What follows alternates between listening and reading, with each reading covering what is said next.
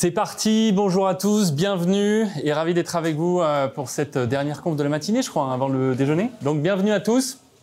On va parler ensemble pendant 30 minutes d'intelligence artificielle et de relations clients.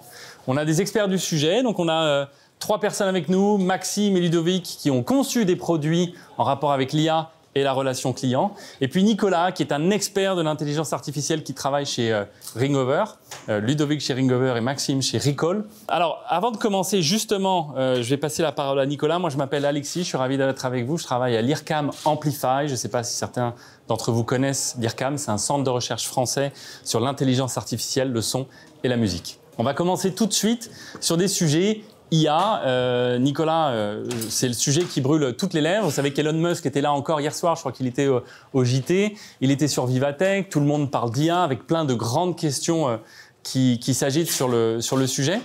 Nicolas, est-ce que tu peux nous dire un petit peu le contexte de l'IA en ce moment? Est-ce qu'on va tous être remplacés?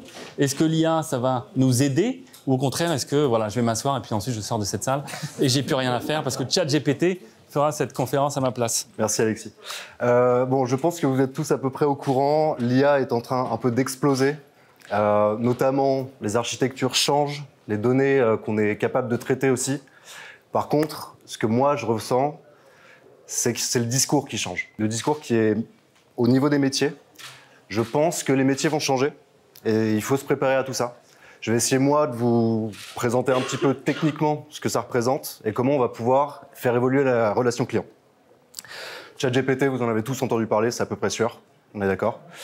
Pour moi, c'est une véritable vitrine qui nous permet à tous de voir un peu comment fonctionne l'IA, qui donne clé en main les outils qui permettent aux professionnels qui sont un peu profanes du milieu de se mettre un peu à utiliser ces nouveaux outils. ChatGPT, évidemment, pose des questions, notamment sur l'éthique, sur la gestion des données. On n'a pas tous envie d'envoyer nos données un peu n'importe où sans savoir où elles vont.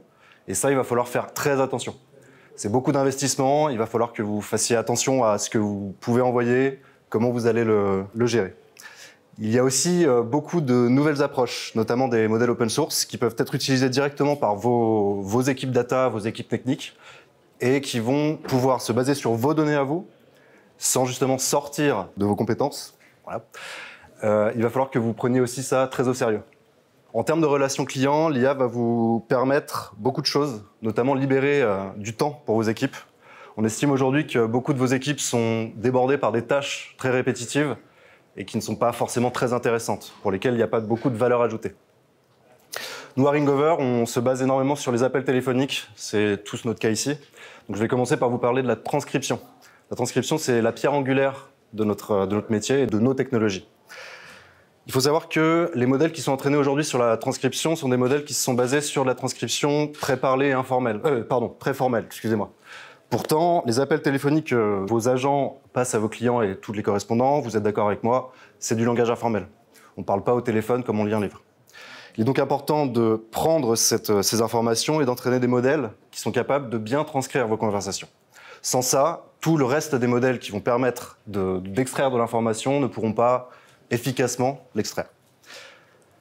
Un autre pan justement de nos méthodes, une fois qu'on a extrait ce texte de l'audio, on va passer à ce qu'on appelle de l'analyse conversationnelle. Et ça, c'est beaucoup plus mon domaine à moi, je m'intéresse au texte. Le TAL, ça veut dire traitement automatique des langues. L'analyse conversationnelle, ça recoupe énormément de techniques, notamment la détection des sentiments, détection de moments dans les conversations, détection d'intention. Et toutes ces techniques vont vous permettre de libérer du temps pour vos collaborateurs. Imaginons, un appel est passé.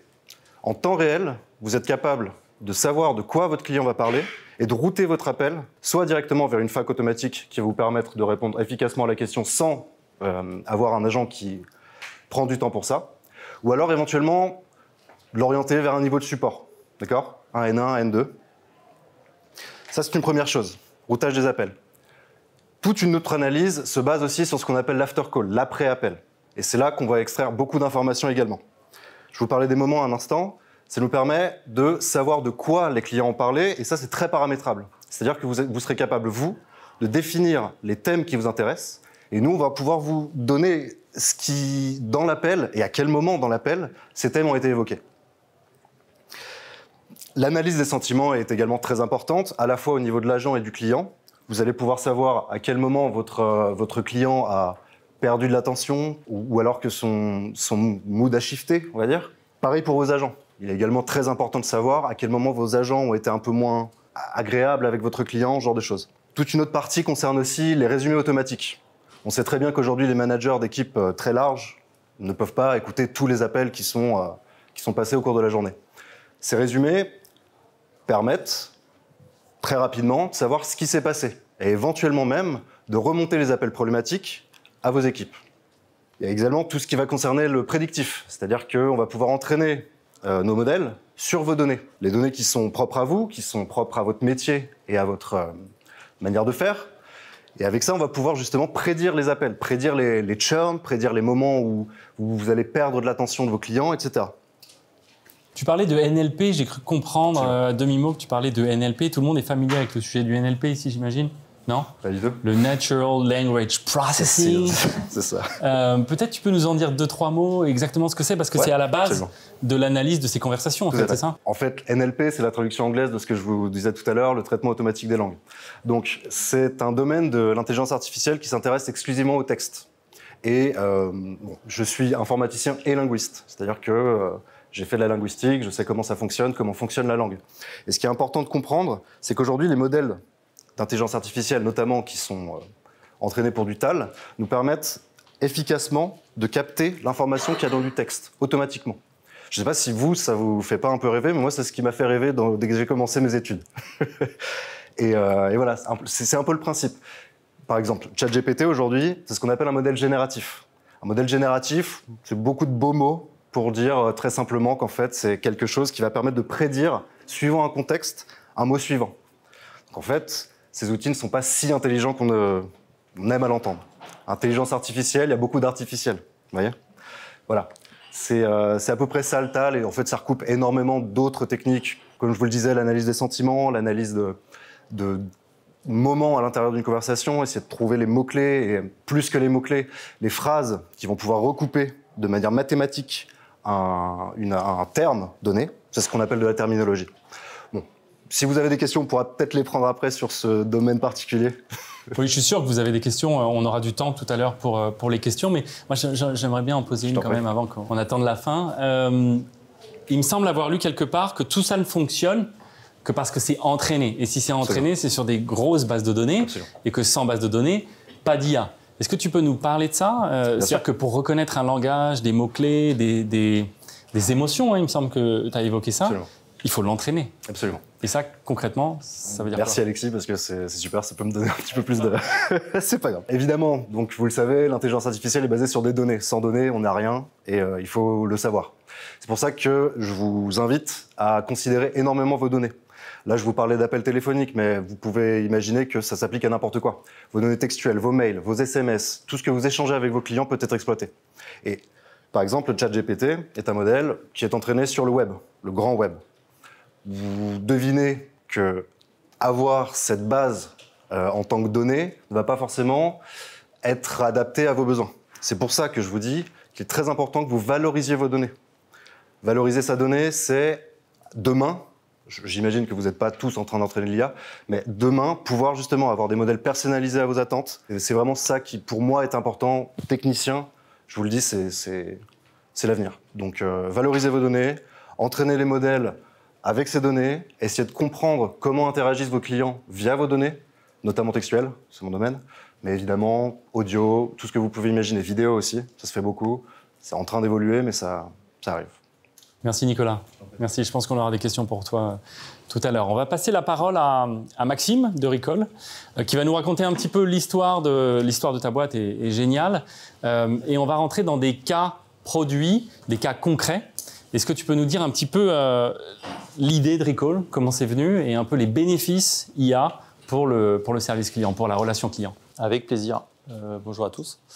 Par rapport à ce que disait Nicolas juste avant, la détection d'intention, le traitement des flux entrants, etc., moi je suis tombé dans ce monde-là un petit peu par hasard dans mon ancienne aventure entrepreneuriale. J'avais une société à l'époque, il y a une dizaine d'années, qui faisait de la réservation et du paiement à l'avance dans les restaurants. Et parmi tous les problèmes qu'on avait, il y avait évidemment le sujet des appels entrants. C'est-à-dire qu'on constatait une chose sur le terrain, c'est que les gens voulaient nous contacter par téléphone. Il y a un certain nombre de business que vous connaissez où le canal chaud du téléphone est le canal préféré des Français d'une manière générale. C'est 75% des gens qui préfèrent avoir un contact au téléphone, mais également des Européens et aux US. Ça, c'est un constat et j'ai la grande conviction qu'il faut proposer une réponse là où le client sollicite l'entreprise. Dans ce contexte-là, on avait à peu près entre 4 et 500 appels au moment de la pause déjeuner, forcément des restaurants d'un côté et puis des utilisateurs de notre application. Et on avait en interne pas du tout la possibilité, d'un point de vue RH, de répondre à tous ces gens-là de manière simultanée. Parce qu'il y a un pic de charge qui était vraiment ciblé au milieu de la journée. Et je ne voulais pas faire, pour les raisons que je viens d'évoquer, ce que tout le monde faisait à l'époque et ce que les entreprises font encore aujourd'hui, à savoir débrancher le canal téléphonique pour gérer les flux à l'écrit. Parce qu'on sait bien qu'il est un tout petit peu plus facile techniquement de faire de l'asynchrone à l'écrit, que ce soit sur un chat ou sur un service client, on peut en général mieux s'organiser. Donc on a créé un outil qui permet de transformer ce flux synchrone des appels en flux asynchrone. Concrètement, comment on a fait ça, Recall, c'est un outil de gestion des appels entrants, augmenté par intelligence artificielle. Donc on a déjà des agents virtuels vocaux qui répondent au téléphone aux clients de nos clients en langage naturel. Langage naturel, ça veut dire quoi? C'est qu'on peut changer d'intention en cours de phrase, on peut lui couper la parole, raccrocher, rappeler, etc. Recall va essayer de faire la synthèse du contexte et de traiter derrière l'appel. Voilà. Donc, globalement, on gère les appels en plusieurs langues, mais ce qui est important de comprendre, c'est qu'on va avoir 2 scénarios principaux. Soit c'est un appel à faible valeur ajoutée, et on va le traiter tout simplement car on est connecté à tous les outils de l'entreprise, CRM, outils de ticketing, outils métiers, etc. Donc typiquement, un appel à faible valeur ajoutée, ça peut être un suivi de colis, un envoi de documents dans l'immobilier, des quittances de loyer, etc. Prise de rendez-vous dans un agenda, réponse à une FAQ, etc. Ça, c'est des appels qu'on traite immédiatement, jusqu'à 65% des appels traités chez nos clients. Ça dépend après, évidemment, du sujet et du secteur, mais globalement, on a une partie des appels qui sont entre guillemets éliminés, et le client est content d'avoir une réponse rapide, même s'il n'a pas d'humain au téléphone. Pour tout le reste, et heureusement, il y a énormément d'appels qui nécessitent la chaleur humaine et l'intervention d'un agent.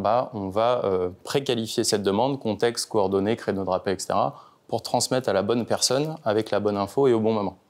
Donc on va pouvoir hiérarchiser, on répond évidemment 24 heures sur 24, 7 jours sur 7 à 100% des appels, parce qu'on n'a aucune limite dans la réponse aux appels de manière simultanée. Et on va augmenter la satisfaction parce que soit les personnes ont une réponse plus rapide, soit elles ont plus vite accès à un humain par cette préqualification. Vous n'êtes pas dans un SVI où vous répondez 4 fois à la même question jusqu'à avoir le bon interlocuteur. Et ça, c'est très important.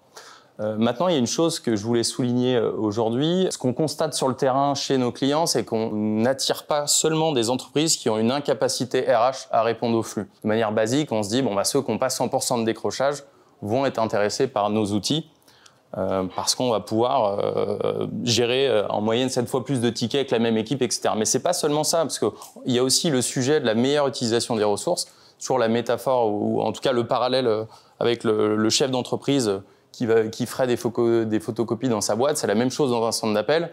On n'a pas besoin de solliciter des équipes humaines pour faire un suivi de colis ou pour envoyer un document.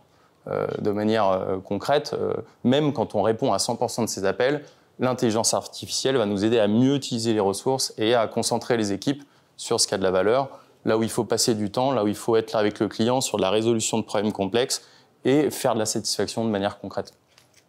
Super, donc corrige-moi si je me trompe, mais je comprends que c'est une solution de productivité, je crois que tu l'as écrit.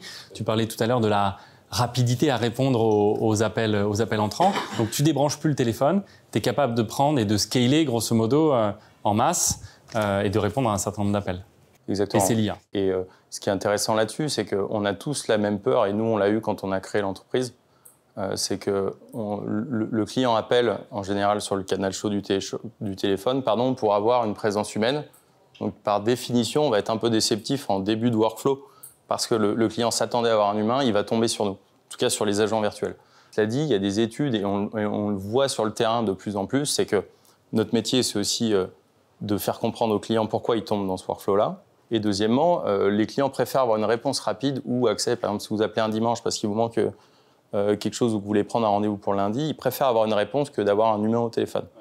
L'important, c'est de montrer que vous êtes dans un processus, quel que soit l'outil d'ailleurs, d'être dans un processus qui est connecté aux outils de l'entreprise. Donc le client ne se sent pas dans un cul-de-sac, mais bel et bien par la façon dont on le contextualise, parce que tout est dans la personnalisation.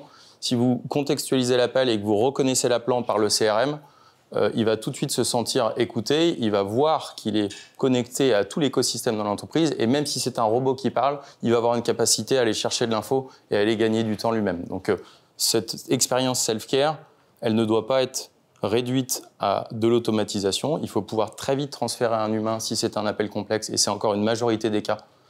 Et on va avoir plus vite un humain grâce à ça, et deuxièmement, d'avoir sa réponse si on le souhaite. Donc un tri plus rapide en entrée, et puis si je comprends bien, c'est fini le temps du SAV, rappeler lundi matin quand il est samedi matin et que j'ai un problème.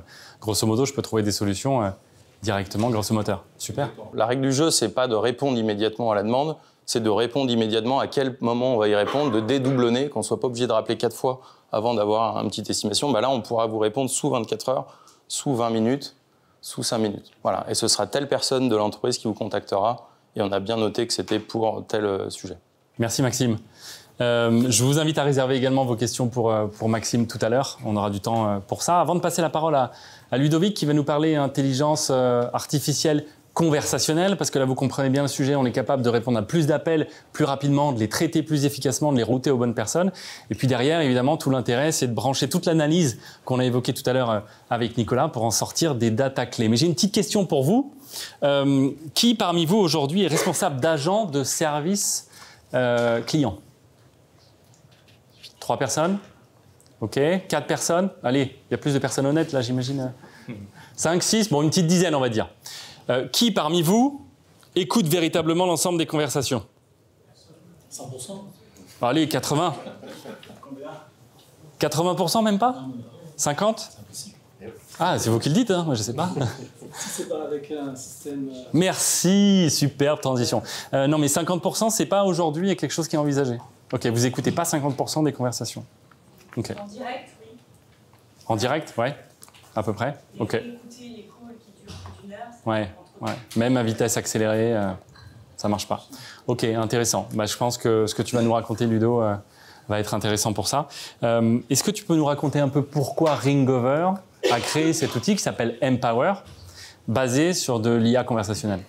Ok, merci. Merci Alexis. Donc du coup, Empower, c'est une brique logicielle qui vient par-dessus Ringover. Ringover, donc une solution de crowdfunding que vous connaissez peut-être. On a fait le choix justement d'embarquer de l'IA depuis maintenant près de 2 ans. Évidemment, on voyait venir ce gain de temps possible pour la gestion d'un call center.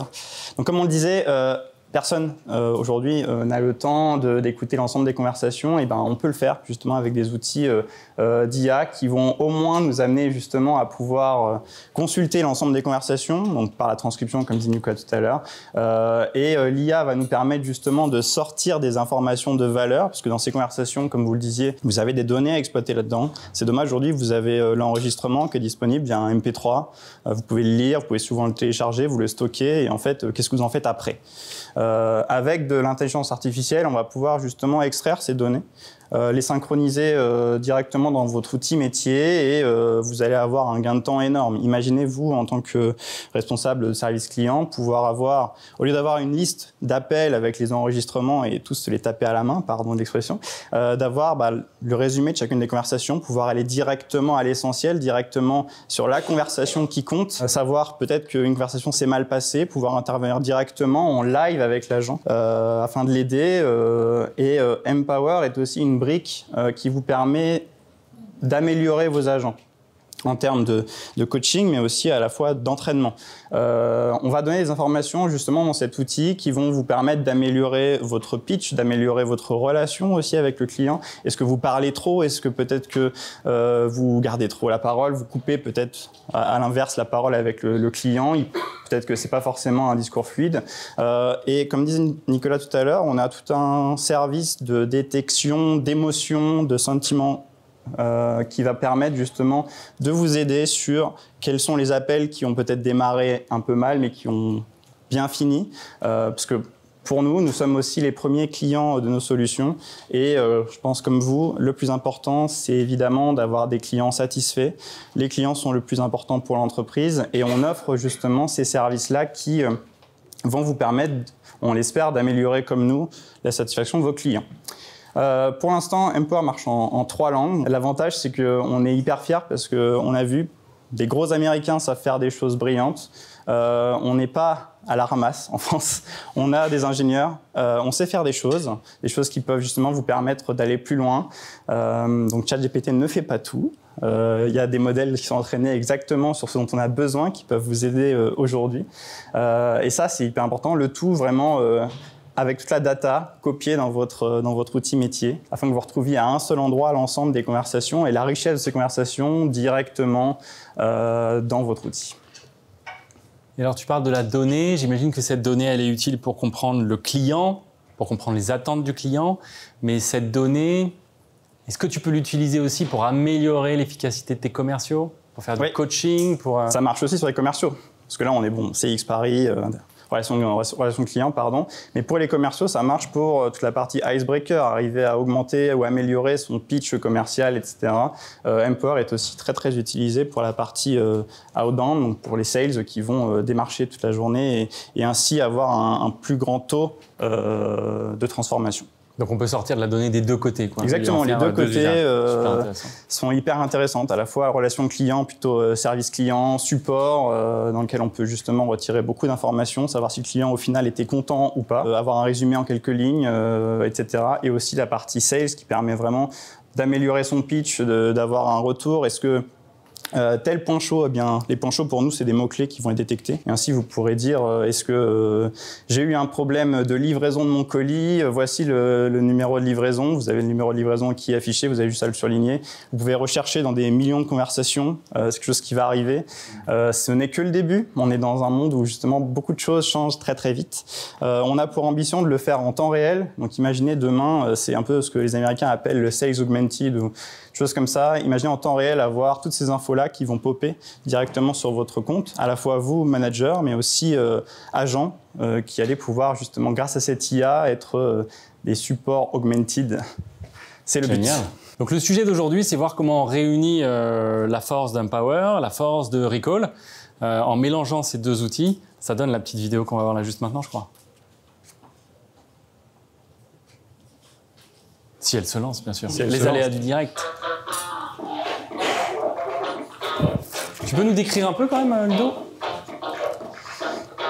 Alors donc, là on est dans la relation. C'est une image plutôt de Recall. Comment est-ce qu'on va pouvoir justement interagir avec l'agent virtuel ? Et c'est très clair que c'est virtuel, hein. C'est IA pour l'utilisateur, c'est ça ? Oui, enfin c'est vocal, mais si c'est chat, ok.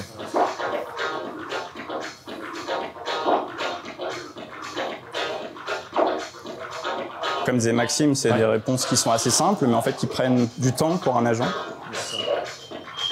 Et là, c'est tout l'historique. Et là, okay. On est sur la connexion aux outils avec tout l'historique derrière qui est généré sur ce traitement d'appel entrant côté Recall. Et là, on passe sur Empower.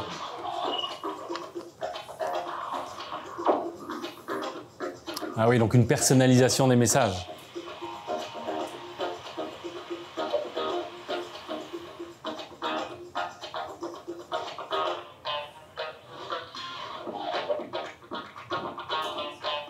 Génial. Waouh, ok. Moi, je suis agent de service et relations clients. Je me dis franchement que je sers à rien là. Je sers bientôt plus à rien. Est-ce que l'IA va tout faire ? Est-ce qu'on va être remplacé ? Je vous le disais au début de cette intervention. Est-ce que c'est le sujet en fait, cette automatisation ? Est-ce qu'on est là au service de l'humain ? Bim, Nicolas, c'est à toi. Merci. Alors, bon, vous savez bien qu'en tant que technicien, moi, les ordinateurs, c'est mon truc, etc.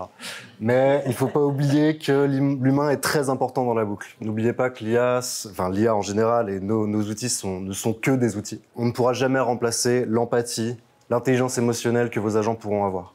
Ça, je vous le garantis, hein, vraiment, ça, c'est impossible à remplacer. Vous avez un cœur, vous savez comment ça fonctionne, etc.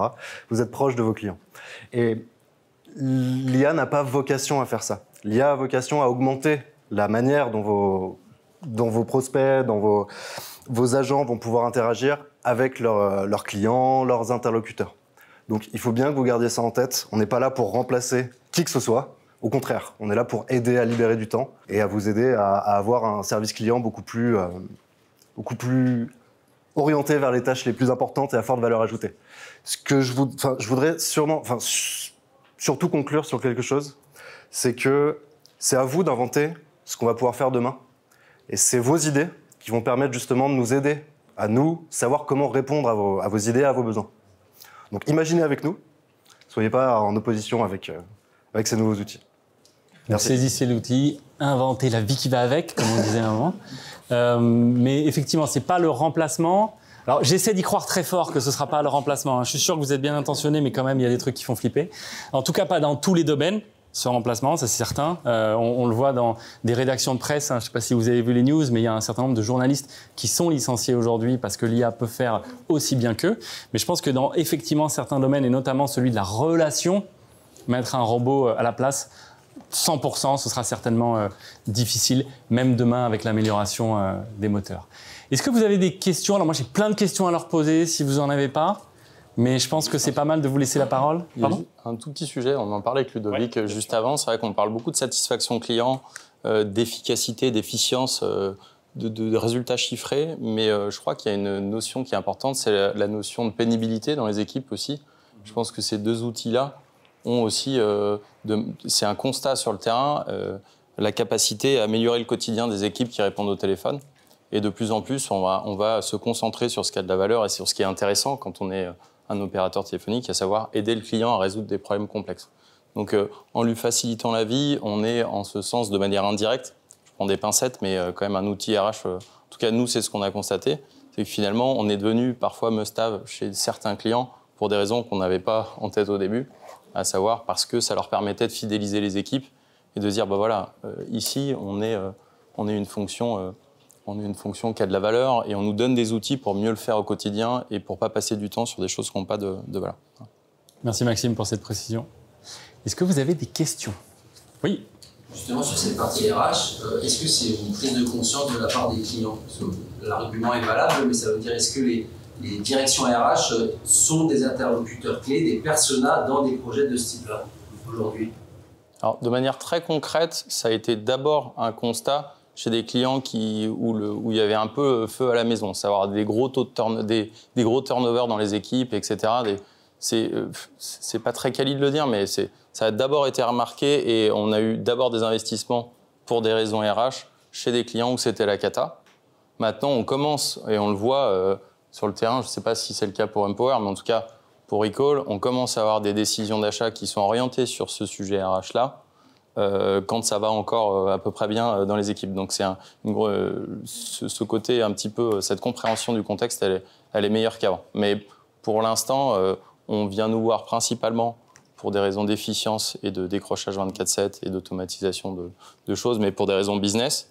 Et ceux où c'est très mauvais d'un point de vue RH nous sollicitent en catastrophe pour résoudre ça et pour aménager un peu le quotidien des équipes. Mais je ne peux pas encore dire avec honnêteté que c'est une conviction qui est partagée par toutes les boîtes. Merci. Je vous invite à vous présenter en posant vos questions, ce sera une info intéressante. Bonjour, je m'appelle Inde, je suis créatrice de mode, j'ai une entreprise, donc j'ai une clientèle qui m'appelle et qui me demande énormément de choses, dont ma présence aujourd'hui. Donc j'ai une question, c'était par rapport au fait de savoir, vous êtes bien 3 entreprises différentes, complémentaires. Deux entreprises. Alors là, on est 2 entreprises. Plus une troisième. Plus moi qui n'ai rien à voir avec tout ça, mais c'est pas moi. En fait, nos outils s'intègrent. C'était une étude, HubSpot. Ouais, c'est parce que ces 2 solutions-là sont elles-mêmes connectées au reste. Du coup, je voulais comprendre c'était quoi le lien des quatre. En fait, on s'intègre complètement avec les CRM, avec les outils RH, avec des outils aussi de support directement. Et nos 2 outils vont pousser l'information directement dans ces fiches clients afin que vous retrouviez à un seul endroit l'ensemble des informations. Il y a un constat qui est fait par les 2 entreprises, c'est qu'on ne peut pas multiplier les outils, il faut qu'on agrège l'info au même endroit. Donc nous, on est connecté à Ringover parce qu'on décroche les appels dedans avec nos agents virtuels, mais également après, on vient tous les 2 pousser dans les CRM, les ERP, les outils métiers, etc. et chercher surtout de l'info. Voilà. il y a une omnicanalité qui est indispensable pour pouvoir satisfaire le besoin qu'on essaye de résoudre. Merci. Oui, je vous en prie. Moi, je suis Romain, CSM chez Data Legal Drive. On est déjà client de la solution Ringover. Et j'avais une question, justement, parce que nous, on a un gros volume, surtout sur du chat support. Est-ce qu'on pourrait imaginer une application d'Empower sur le chat? Alors, oui, sur le chat, on pourrait. En fait, comme disait Nicolas, les modèles sont entraînés sur du texte, de toute façon. Donc, en gros, on a fait un énorme travail de transcription des appels pour que, justement, on ait cette donnée texte. Là, nous, en interne, on est sur une phase où, justement, on développe tous les canaux de communication possibles pour vous. Donc, à la fois, en effet, on reste sur le téléphone, qui est un des premiers outils nécessaires à la relation client. On a le mail, on a le WhatsApp, on a tous les réseaux sociaux et la partie chat. Donc, oui, on pourrait clairement avoir l'ensemble de ces moyens de communication dans Empower, analyser la même chose avec un algorithme d'IA et savoir exactement quelle est la bonne réponse à apporter au client, à quel moment, et le tout de façon hyper simple dans un seul outil. C'est clairement l'objectif. Et après, le passer en temps réel. Et vous envisagez ça sur combien de temps? Le temps réel? Oh, bon, on travaille dessus. Je pense que ça sortira sur combien de temps? Je pense on va essayer de fin d'année. On va essayer de... C'est dit, c'est enregistré. On va essayer. Il y a des caméras de micro. Top. Est-ce que vous avez d'autres questions? On a encore un petit peu de temps pour des questions complémentaires. Non? Madame, je vous en prie, puis je vous donne la parole au fond après. Sur la retranscription des conversations au centre d'appel. Donc j'ai une petite question et une question plus de fond. Le résumé est très intéressant. Petite question, est-ce que le conseiller, l'agent au téléphone peut aussi réintervenir et recorriger, etc. Parce que c'est bien que c'est peut-être une proposition de résumé, qu'il s'est peut-être passé des choses et il a peut-être autre chose à ajouter dans le résumé.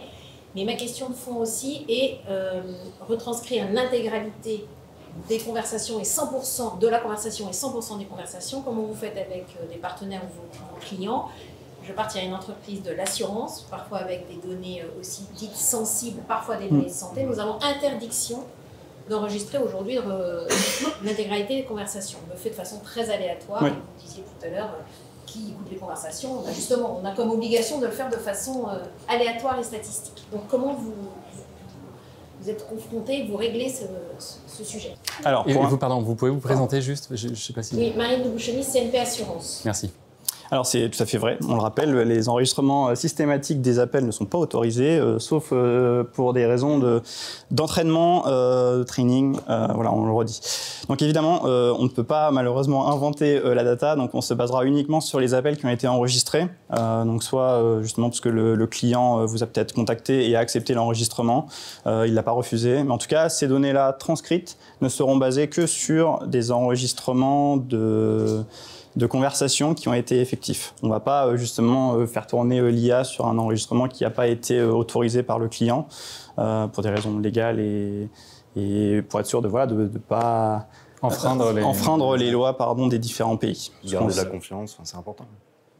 Du coup, ça m'amène à une question en lien avec ça, je pense. Je suis assez néophyte sur le sujet. J'imagine que chaque business est différent et que du coup, l'analyse des conversations doit être entraîné sur des modèles différents. Est-ce que c'est le cas déjà? Est-ce que chaque situation est spécifique? Même en termes de vocabulaire, du coup. C'est ce que je veux dire, oui. Bah écoutez, en fait, à partir du moment où vous pouvez vous-même paramétrer nos modèles, enfin en tout cas la détection des intentions dont on parlait, c'est en effet personnalisable. Après, il est important aussi que nous, on définisse des nouvelles personas, comme vous l'aviez un peu dit, et que vous nous permettiez aussi de le faire. C'est-à-dire que vous avez tous des métiers et des corps de métiers très différents. On ne peut pas tout imaginer. Et donc, il est aussi important qu'on puisse aussi communiquer de cette manière pour, comme je le disais, inventer un peu demain, quoi. Merci. Oui, je crois qu'il y avait une question au fond, mais je vous en prie, allez-y.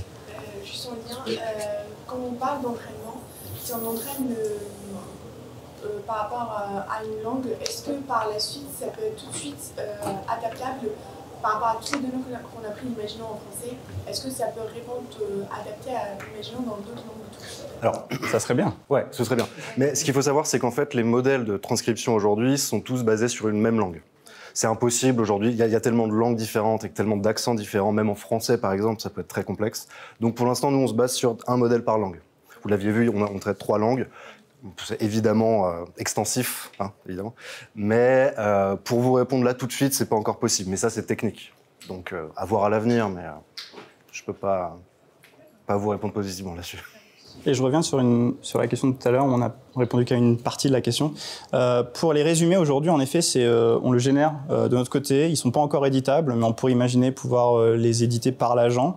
Le problème, c'est après, comment est-ce que le manager va s'assurer de la véracité du résumé, etc. C'est plutôt ces contraintes-là sur lesquelles on planche en ce moment. Et je pense que j'ai répondu à votre question. Super. Est-ce qu'on a encore d'autres questions dans la salle ? Non ? Bon. Je vous remercie pour vos questions, votre attention. Merci Maxime de Recall. Et merci Ludovic et Nicolas de Ringover. Ils sont là évidemment si vous avez des questions complémentaires à leur poser dès maintenant. Vous ne vous envolez pas, je crois.